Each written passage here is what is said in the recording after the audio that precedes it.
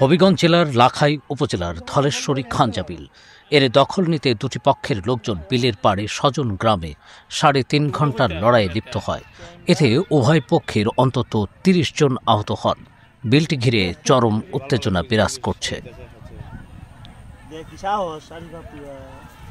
১৬ ফেব্রুয়ারি দুপুর ১:৩০ থেকে বিকেল ৪টা পর্যন্ত এই সংঘাত হয়। পুলিশ তাদের থামাতে ব্যর্থ হয়। পরে সেনাবাহিনীর সদস্যরা গিয়ে পরিস্থিতি নিয়ন্ত্রণে আনেন।